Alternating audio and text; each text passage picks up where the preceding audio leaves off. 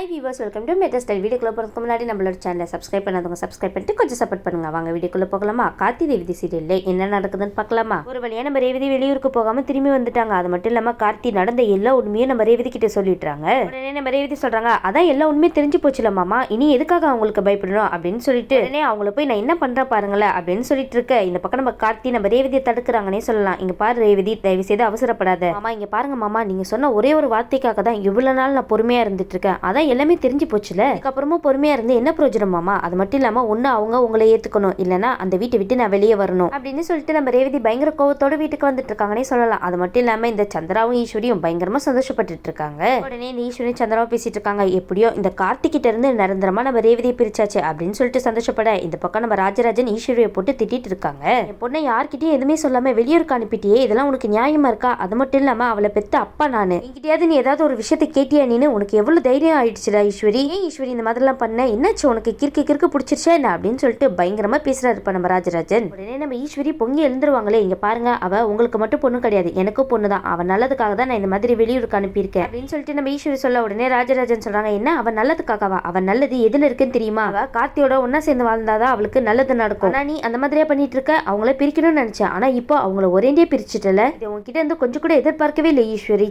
அப்படின்னு சொல்லிட்டு இருக்காரு இப்ப நம்ம ராஜராஜன். சரின்னு சொல்லிட்டு இந்த பக்கம் நம்ம சந்திரகலா சிவனாண்டிக்கு கால் பண்ணி பேசலாம் அப்படின்னு நினைச்சிட்டு இருக்கும்போது இந்த பக்கம் நம்ம சிவனாண்டி முத்துவேலி பேசிட்டு இருக்காங்க. பாரு மகனே, நம்மளுக்கு இருந்த ஒரே ஒரு எதிரியும் அவனோட வாழ்க்கையவே நம்ம சின்ன பின்னமாக்கியாச்சு அப்படின்னு சொல்லிட்டு இவங்க ரெண்டு பேரும் பேசிட்டு இருக்கா. உடனே அதிகாரி வந்து நம்ம முத்துவேலி சிவனாண்டி வீட்டுக்கு வராங்க. உடனே முத்துவேலி சிவனாண்டி பயப்படுறாங்கன்னு சொல்லலாம். இவங்க எதுக்காக நம்ம வீட்டுக்கு வரணும் அப்படின்னு சொல்லி கேட்டுட்டு இருக்கும்போது உடனே அதிகாரிங்க கேட்கறாங்க, இது உங்க நம்பரா அப்படின்னு சொல்லி கேட்டுட்டு இருக்கா. உடனே சிவனாண்டி வந்து, ஆமா இது எங்க சித்தப்போட நம்பர் தான் அப்படின்னு சொல்லிட்டு இருக்க. இந்த நம்பர்ல இருந்து எங்களுக்கு போன் வந்துச்சு, அதனால இவங்களை அரெஸ்ட் பண்ண போறோம் அப்படின்னு சொல்லிட்டு இருக்கும்போது சிவனாண்டி முத்துவேலி சொல்றாங்க, நாங்க இந்த மாதிரிலாம் எதுவுமே கால் பண்ணலையே அப்படின்னு சொல்லிட்டு இருக்கும்போது, என்ன நீங்க போன் பண்ணலையா? அது மட்டும் இல்லாம இந்த நம்பர்ல இருந்து எங்களுக்கு போன் வந்திருக்கு, வெளியூருக்கு போற ஃபிளைட் திரும்பி ரிட்டர்ன் வந்துருச்சு. அது மட்டும் இல்லாம இந்த மாதிரி ஒரு தப்பான இன்ஃபர்மேஷனா பரப்பிருக்கீங்க, உங்களெல்லாம் சும்மா விட மாட்டோம் அப்படின்னு சொல்லிட்டு கைது பண்றாங்கப்பா. முத்துவேல் வந்து நான் எதுவுமே பண்ணல அப்படின்னு சொல்லிட்டு அதிகாரி கிட்ட சொல்லிட்டு இருக்கும்போது உடனே சிவனாண்டி முத்துவேலுக்கு சப்போர்ட் பண்றாங்கன்னே சொல்லலாம். உடனே அதிகாரிங்க சொல்றாங்க, நீங்க என்ன இதுல சப்போர்ட்டா? அது மட்டும் இல்லாம நீங்க தான் உங்களுக்கு உதவி பண்ணிருக்கீங்களா அப்படின்னு சொல்லி கேட்க. உடனே வந்து சிவனாண்டி சொல்றாங்க, இங்க பாருங்க சித்தப்பே இதெல்லாம் பண்ணல அப்படின்னு சொல்லிட்டு இருக்கேன், இதுல நான் வேற அவருக்கு சப்போர்ட்டா இருந்தா கேக்குறீங்க. உண்மையை சொல்ல போகணும்னா நாங்க யாருமே போன் பண்ணல. அது மட்டும் இல்லாம என்னோட போன்ல இருந்து வேற யாராவது பண்ணிருக்காங்களான்னு எனக்கு தெரியல,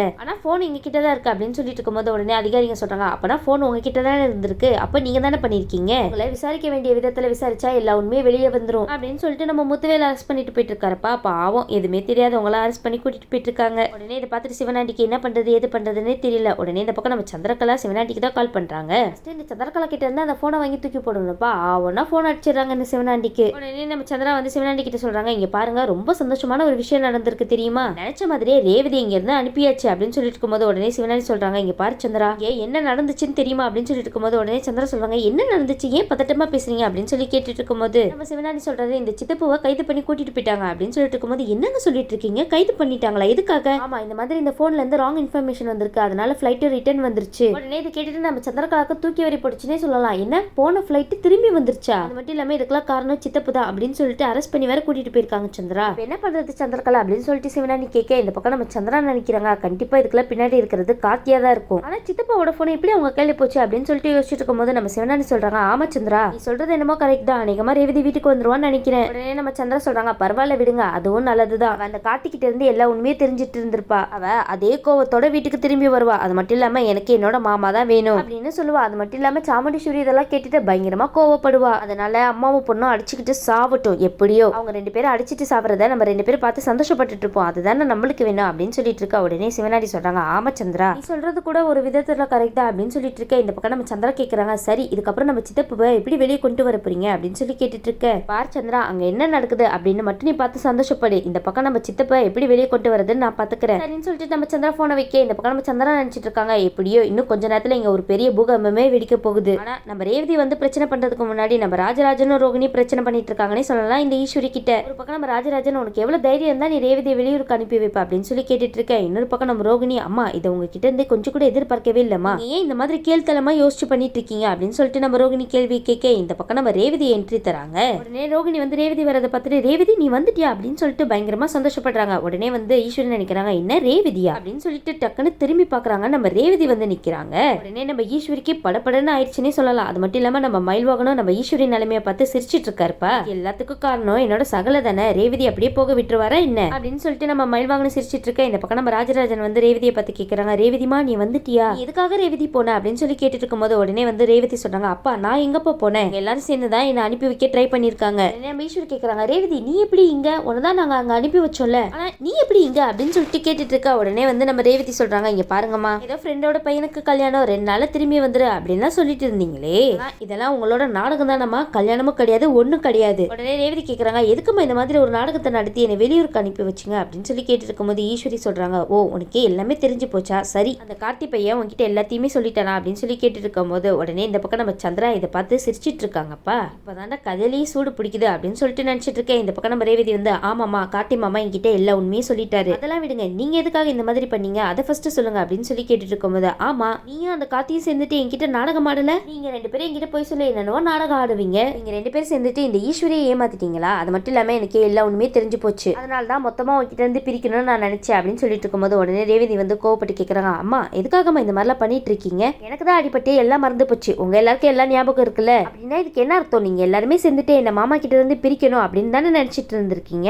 அப்படின்னு சொல்லிட்டு நம்ம ரேவதி வீட்டுல இருக்கிற எல்லாரையும் திட்ட ஆரம்பிச்சிடறாங்கப்பா. உடனே நம்ம ராஜராஜன் சொல்றாங்க, இங்க பாரமா ரேவதி உன்னோட கோபம் அர்த்தமானதுதான், அது மட்டும் இல்லாம அம்மாவை எதிர்த்து எங்களால எதுவுமே பண்ண முடியல ரேவதி, அவளை மீறி நாங்க ஏதாவது பண்ணோம்னு வச்சுக்கோங்க என்னோட கதையை முடிச்சுப்பேன் அப்படின்னு சொல்லிட்டு எங்களை எல்லாரையும் மிரட்டுறா, அதனாலதான் அவ என்ன பண்றாளோ அதை பார்த்துட்டு நாங்க அமைதியா இருந்துட்டோம், அது மட்டும் இல்லாம அவ இந்த அளவுக்கு பண்ணுவான்னு நான் கொஞ்சம் கூட எதிர்பார்க்கவே இல்லை ரேவதி. உடனே நம்ம ரேவதி சொல்றாங்க, எப்ப பாரு உங்களுக்கு இப்படி மிரட்டுறதே வேலையை வச்சுட்டு இருக்கீங்களே, இனியும் நான் இங்க இருக்க போறதா இல்ல அப்படின்னு சொல்லிட்டு இருக்கும்போது உடனே நம்ம ஈஸ்வர் சொல்றாங்க, என்ன ரேவதி பேசிட்டு இருக்க, அப்பனா நீ இந்த வீட்டை விட்டு வெளியே போக போறியா, ஆமாமா எனக்கு எல்லா உண்மையே தெரிஞ்சு போச்சு, அது மட்டும் இல்லாம இதுக்கு மேலே இங்க இருக்கிறதுல எந்த அர்த்தமும் கிடையாது, ஒண்ணு நீங்க கார்த்தி மாமாவை ஏத்துக்கிட்டு இந்த வீட்டுக்கு கூட்டிட்டு வரணும் அப்படின்னு சொல்ல உடனே நம்ம ஈஸ்வர் சொல்றாங்க, அது என்னைக்குமே நடக்கவே நடக்காது ரேவதி அப்படின்னு சொல்ல உடனே நம்ம ரேவதி சொல்றாங்க, அது எனக்கும் தெரியுமா, எனக்கும் நல்லாவே தெரியும், அதனாலதான் மாமா இருக்கிற இடத்த தேடி நான் போக போறேன் அப்படின்னு சொல்லிட்டு ஒரு முடிவை சொல்றாங்கப்பா நம்ம ரேவதி. நம்ம ஈஸ்வர் சொல்றாங்க, என்ன ரேவதி பேசிட்டு இருக்கா, அப்போனா என்ன விட்டுட்டு இந்த வீட்டுல இருக்கிறவங்க விட்டுட்டு நீ போக போறியா அப்படின்னு சொல்லிட்டு இருக்கும்போது, ஆமாமா நான் உங்களை விட்டுட்டு இந்த வீட்டுல இருக்கிறவங்களை விட்டுட்டு நான் போக தான் போறேன், நீ இந்த வீட்டுல ஒரு நிமிஷம் கூட இருக்க மாட்டேன், இன்னைக்கு நீங்க மாமா கிட்ட இருந்து என்ன பிரிக்கணும்னு நினைச்சீங்களோ நீ இந்த வீட்டுல இருக்க நான் தயாரே இல்லை அப்படின்னு சொல்லிட்டு நம்ம ரேவதி கிளம்ப. இன்னொரு பக்கம் நம்ம ஈஸ்வர் சொல்றாங்க, இங்க பாரு ரேவதி ஒரு நிமிஷம் நில்லு அப்படின்னு சொல்லிட்டு நம்ம ஈஸ்வரி பயங்கர கோவத்தோட ரூமுக்கு போறாங்கன்னே சொல்லலாம். ரூமுக்கு போயிட்டு அந்த பொருளையும் எடுத்துட்டு வராங்கப்பா. இங்க பாரு ரேவதி இன்னும் ஒரு அடி நீ இந்த வீட்டை விட்டு வெளியே எடுத்து வச்சுன்னு வச்சுக்கோங்க, இதை வச்சே நான் என்ன சுட்டுப்பேன் அப்படின்னு சொல்லிட்டு இருக்கும்போது, தாராளமா சுட்டுக்கோங்கம்மா, இனியும் உங்க மிரட்டலுக்கு பயந்துட்டு இருக்கிற ஆள் நான் கிடையாது, உங்களோட இந்த கேவலமான மிரட்டல் எல்லாம் வேற யார்கிட்டயாவது வச்சுக்கோங்க அப்படின்னு சொல்லிட்டு படக்குன்னு பேசுறாங்கப்பா நம்ம ரேவதி.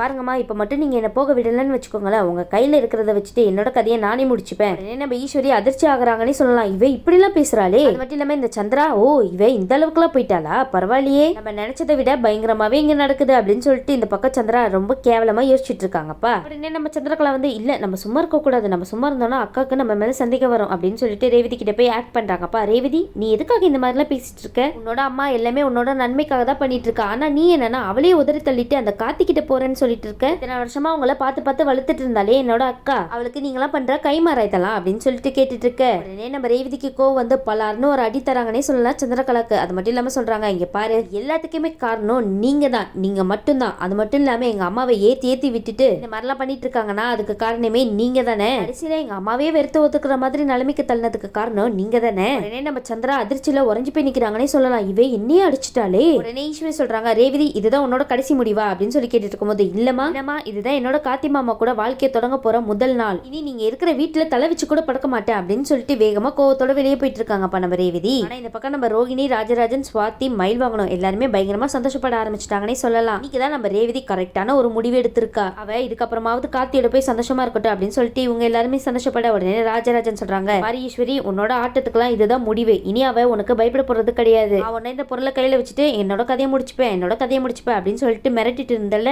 ஆனா இப்ப ரேவதி சொன்னா பாத்தியா ஒரு வார்த்தை, அதுதான் உனக்கு கரெக்டான பதிலடி, ரேவதி பண்றதா கரெக்டான விஷயம் பண்ணிருக்கா அப்படின்னு சொல்லிட்டு நம்ம ராஜராஜன் பெருமையா பேசிட்டு இருக்காருப்பா. இந்த பக்கம் நம்ம ரேவதி கார்த்தி வீட்டுக்கு கிளம்பி போக, இந்த பக்கம் நம்ம ஈஸ்வரிக்கு என்ன பண்றது ஏது பண்றதுன்னு புரியாம நிக்கிறாங்கப்பா. உடனே சந்திரகலா மறுபடியும் ஏத்தி விட ஆரம்பிச்சிட்டாங்கன்னே சொல்லலாம். அக்கா இவனக்கா இந்த மாதிரி பண்ணிட்டு போயிட்டா, உன்னையே மதிக்கவே இல்லையே, போய் அந்த கார்த்தி டிரைவர் பையன் தான் வேணும் அப்படின்னு சொல்லிட்டு விறுவிறுன்னு போயிட்டு இருக்காளே, இவளுக்கெல்லாம் கொஞ்சம் கூட அறிவே இல்லக்கா அப்படின்னு சொல்லிட்டு இந்த சந்திரகலா ஏத்தி விட. இந்த பக்கம் நம்ம ஈஸ்வரி பயங்கர கோவத்தோட உச்சில இருக்காங்கன்னே சொல்லலாம். உடனே நம்ம ரேவதி கார்த்தி வீட்டுக்கு வர, நம்ம கார்த்தி ரேவதியை பார்த்துட்டு என்ன ரேவதி என்னாச்சு அப்படின்னு சொல்லி கேட்டுட்டு இருக்க. நம்ம ரேவதி நடந்த எல்லா விஷயத்தையும் சொல்றாங்கப்பா. உடனே நம்ம கார்த்தி வந்து சொல்றாங்க, ஏன் ரேவதி இந்த மாதிரி பண்ண அப்படின்னு சொல்லி கேட்டு இருக்கும்போது, இங்க பாருங்க மாமா, இனி நான் அந்த வீட்டுல இருக்கவே மாட்டேன், இனி நம்மளோட வாழ்க்கையை புதுசா தொடங்க போறோம் மாமா, அது மட்டும் இல்லாம யாருக்காகவும் இதுக்கப்புறம் பயந்துட்டு இருக்கணும்னு அவசியம் கிடையாது, இதனால நீங்களும் நானும் தனியா இருந்தது போதும் மாமா, இதுக்கப்புறமாவது நம்ம 2 பேரும் சேர்ந்து ஒன்னா வாழலாம் மாமா. ஆனா ஒரு விஷயம் மட்டும் நல்லா தெரியுது மாமா, அவங்க 2 பேரும் நம்மள கண்டிப்பா சேர்த்து வைக்க போறது கிடையாது. இதுக்கப்புறமா அவங்கள திருத்தவே முடியாது மாமா. அதனால தான் அவங்க வீட்டு பக்கமே வர மாட்டேன் அப்படின்னு சொல்லிட்டு நான் இங்க வந்துட்டேன். ஆனா நம்ம ஈஸ்வரி நம்ம ரேவதியை சும்மா விட்டுருவாங்களா? பொண்ணுன்னு கூட பார்க்க மாட்டாங்க.